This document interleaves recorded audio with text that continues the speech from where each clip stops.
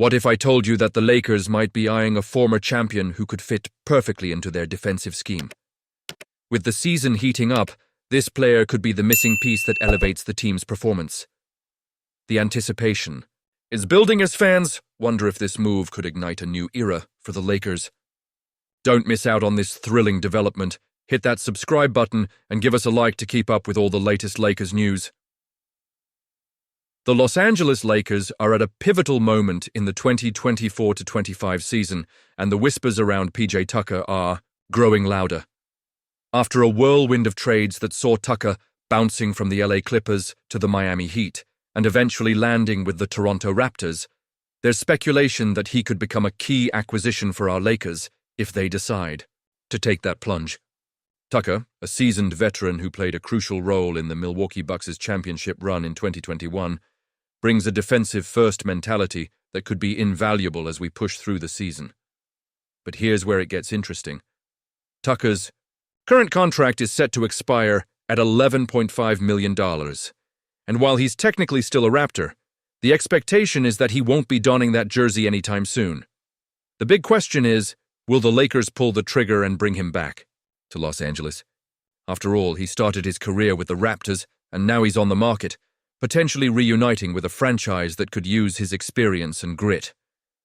Tucker's age, 39, raises eyebrows, especially among fans who might worry about the impact of experience versus youth. But let's not forget that LeBron James, at 40, is still setting the standard for excellence. The Lakers have always thrived on the wisdom and leadership of veterans, and Tucker could add a layer of defensive toughness that we desperately need. Can you imagine the defensive schemes Darvin Ham could implement with Tucker on board? Last season, Tucker's stats weren't off the charts, averaging 1.7 points, 2.7 rebounds, and barely cracking the box score on several occasions. But statistics don't always tell the full story, especially with a player of his caliber. He knows how to position himself on the court, make smart plays, and elevate the performance of those around him. That experience can be crucial in tight playoff situations where every possession counts. So, do I think this is the best move for the Lakers? Honestly, I'm torn. On one hand, adding a player with Tucker's pedigree could bolster our defense and provide that veteran presence in the locker room. On the other hand, there's the concern about his recent lack of playtime and whether he can still compete at a high level. The Lakers have to consider not just the player, but the overall chemistry of the team. What I do know is that the Lakers are in win-now mode. With the playoffs on the horizon, every decision counts. If Tucker can fit into our system and contribute even modestly, it could be the difference between a deep playoff run and an early exit. This franchise is built on championships, and every move is scrutinized through that lens. I want to hear your thoughts on this potential signing. Do you believe PJ Tucker can still bring the heat in LA? Should we risk a roster spot on a player who hasn't been a consistent contributor lately? And you, what do you think? I want to hear your opinions down below. We've got some surprising news coming out of Charlotte that directly impacts our squad. Mark Williams, the promising center who was almost a Laker, recently broke his silence after a trade that could have bolstered our frontcourt fell through due to a failed physical. Can you believe that? It's a wild turn of events for a player who was set to elevate our defense and provide dynamic lob finishing alongside Luka Doncic. Just imagine the possibilities. But now, he's back with the rebuilding Hornets, and we have to look at how this plays into our plans moving forward. Williams himself expressed confusion over the failed trade. He didn't think he failed his physical, and honestly, I'm torn on how to feel about this situation.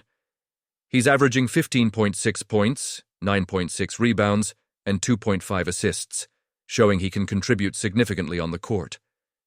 He even mentioned that he played major minutes the night of the trade, which makes you wonder what the medical staff saw that led to this decision.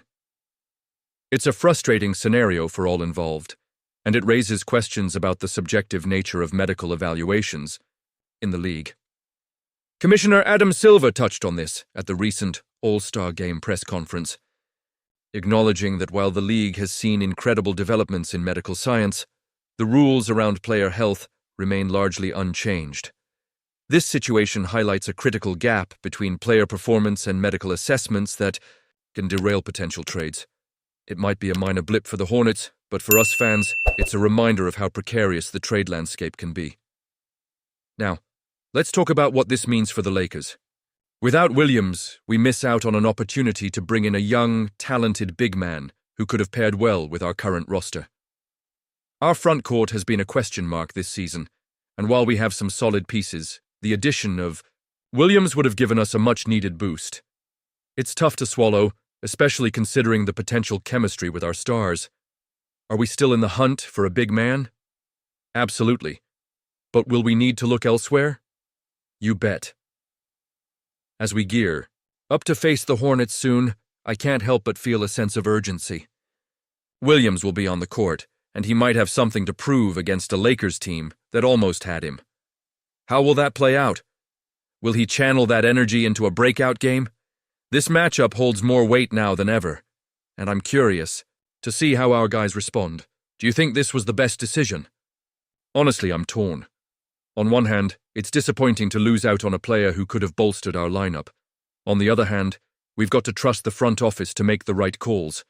They've got a plan, and while it might not always be clear to us fans, they're working towards a championship-caliber team. And you? What do you think? I want to hear your opinions down below. Are you frustrated that we missed out on Williams, or do you think there are better options? Out there, how do you feel about the current state of our roster? Let's get the discussion going. As we approach the crucial weeks ahead, every game counts. The Lakers have the talent, but can they find the right chemistry and consistency to make a deep playoff run? We're all invested in this journey, hoping to see our team rise to the occasion. Don't forget to activate the notification bell to get all the latest updates. Like, share, and subscribe to the channel so we can keep this conversation alive and thrive together as die-hard Lakers fans. We're in this together, and I can't wait to see how this season unfolds.